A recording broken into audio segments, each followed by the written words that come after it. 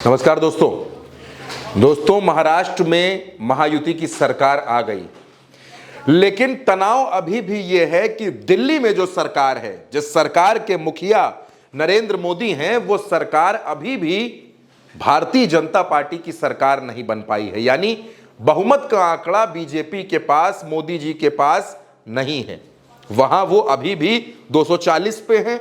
वहां वो आज भी नीतीश, नायडू, शिंदे, चिराग, जयंत, अनुप्रिया, इनके सहारे सरकार चला रहे हैं।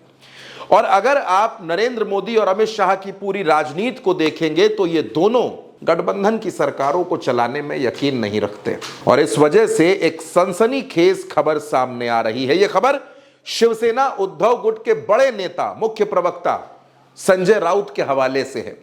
संजय राउत ने यह दावा किया है कि अजीत पवार को शरद पवार के सांसद तोड़ने के काम पर लगाया गया है। ऐसा क्यों? क्योंकि प्रफुल्ल पटेल अजीत पवार के करीबी नेता हैं, पहले भी मंत्री रह चुके हैं यूपीए की सरकारों में, अब अजीत पवार के साथ हैं। प्रफुल्ल पटेल की तमन्ना है कि वो मंत्री बन जाएं, लेकिन मंत्री बनेंगे कैसे? क्योंकि जो फॉर्मूला बीजेपी का है उसके मुताबिक 6 सांसदों पर 1 मंत्री बनेगा। अजीत पवार के पास सिर्फ 1 सांसद है। ऐसे में अजीत पवार अगर अपने किसी भी आदमी को, किसी भी नेता को, किसी भी सांसद को केंद्र की सरकार में मंत्री बनाना चाहते हैं तो उनके पास कम से कम 6 सांसद होने चाहिए। अब अजीत पवार की पत्नी सुनेत्रा पवार राज्यसभा में है, लेकिन फिर भी मंत्री बनाने का आंकड़ा अजीत पवार के पास नहीं है। ऐसे में अजीत पवार को इस काम पर लगाया गया है, यह खुलासा किया है संजय राउत ने। शरद पवार के पास दोस्तों 8 सांसद हैं, 8 सांसद, और उनके सांसदों पर मोदी और शाह की नजर है, क्योंकि मोदी और शाह को लगता है कि अगर इन सांसदों को तोड़ के अपने पाले में कर लिया जाए और फिर अगर एकनाथ शिंदे सरकार पर ज्यादा दबाव बनाने की कोशिश करते हैं तो उनके पास भी 7 सांसद हैं, उनके सांसदों में भी तोड़फोड़ की जाए। नीतीश कुमार के पास 12 सांसद हैं, नीतीश कुमार के सांसदों में भी तोड़फोड़ की जाए तो 240 के आंकड़े को कुछ बढ़ाया जा सकता है, कुछ मजबूत किया जा सकता है। अब नीतीश कुमार को फिलहाल कुछ वक्त के लिए साइड में रखते हैं दोस्तों। अभी मेन टारगेट हैं शरद पवार। शरद पवार को किस तरीके से कमजोर किया जाए, शरद पवार की पार्टी को किस तरीके से तोड़ा जाए, अभी पूरा फोकस इस मसले पर है, जिसकी तरफ इशारा संजय राउत भी कर रहे हैं। और एनसीपी शरद गुट से राज्यसभा की सांसद फौजिया खान ने भी यह बयान दिया है कि सांसदों को तोड़ने की कोशिश तो होती रहती है, उनको लालच दिए जाते हैं। क्या कहना है फौजिया खान का, सबसे पहले आप वो सुनिए। फोड़ाफाड़ी तो चल ही रही है, अब देख रहे हैं कि ये 4-5 साल में क्या हो रहा है।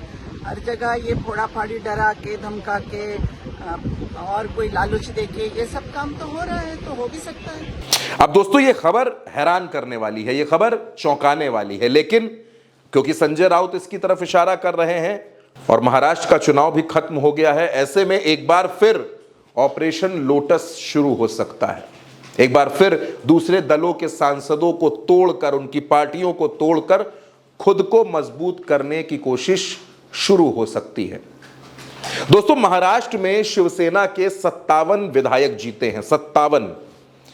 इनमें से 13 विधायक ऐसे हैं जो कभी ना कभी भारतीय जनता पार्टी के नेता रहे हैं।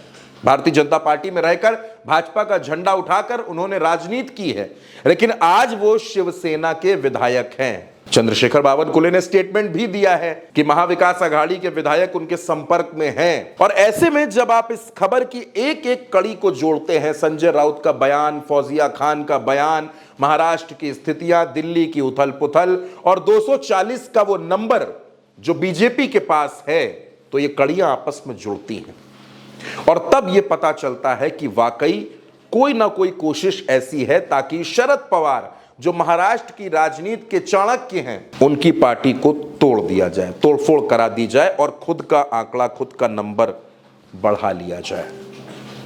कुछ ऐसी ही कोशिश एकनाथ शिंदे के साथ भी हो सकती है, क्योंकि उनके पास भी 7 सांसद हैं।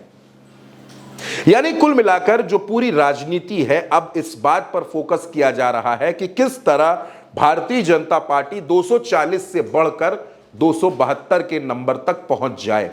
और यह करने के लिए साम दाम दंड भेद कुछ भी किया जाएगा। तो शरद पवार को वाकई इन दिनों सतर्क होने की जरूरत है, सावधान होने की जरूरत है, क्योंकि उनकी पार्टी के सांसदों पर ही पहली नजर है दिल्ली की। और जाहिर सी बात है कि अगर शरद पवार की पार्टी के सांसद टूटेंगे तो शरद पवार के पास जो कुछ विधायक हैं उन पर भी खतरा मंडरा सकता है। सियासी जानकारों का कहना है कि आने वाले वक्त में राजनीति में बड़े परिवर्तन होने वाले हैं, पक्ष और विपक्ष दोनों जगह, दोनों तरफ। अब भारतीय जनता पार्टी अपने इस ऑपरेशन को कब शुरू करती है, कब से इस ऑपरेशन को लॉन्च करती है, यह अहम बात है, क्योंकि संजय राउत जो इशारा कर रहे हैं वो इशारा अपने आप में महत्वपूर्ण है। दोस्तों, अभी के लिए इस खबर में दोस्तों मेरे साथ इतना ही। आप इस खबर पर अपनी राय जरूर दीजिएगा और उल्टा चश्मा यूसी को सब्सक्राइब करना बिल्कुल मत भूलिएगा। नमस्कार।